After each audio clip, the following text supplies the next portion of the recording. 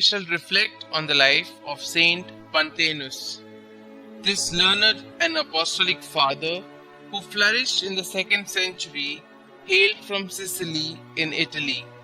Pagan by birth and a Stoic philosopher by profession, his esteem for virtue led him into an acquaintance with the Christians, and being charmed with the innocence and sanctity of their conversation, he opened his eyes to the truth and committed his life to it.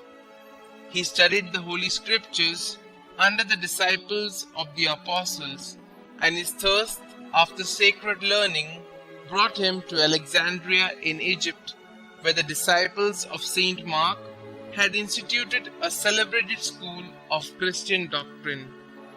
Pantaenus sought not to display his talents in that reputed mart of literature and commerce, but his great progress in sacred learning was discovered only after some time, and he was drawn out of that obscurity in which his humility sought to bury itself.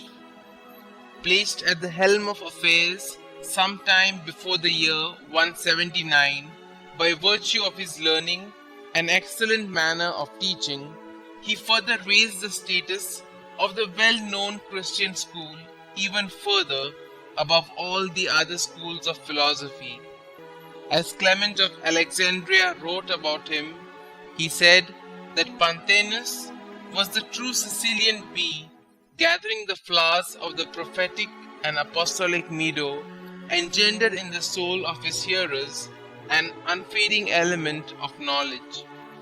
The Indians who traded at Alexandria entreated him to pay their country a visit, whereupon he forsook his school and went to preach the gospel to the eastern nations, where he found some seeds of faith already sown.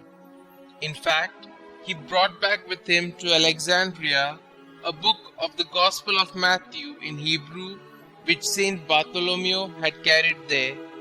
St Pantaenus continued to teach in private till about the year 216, when he closed his noble and excellent life with a happy death.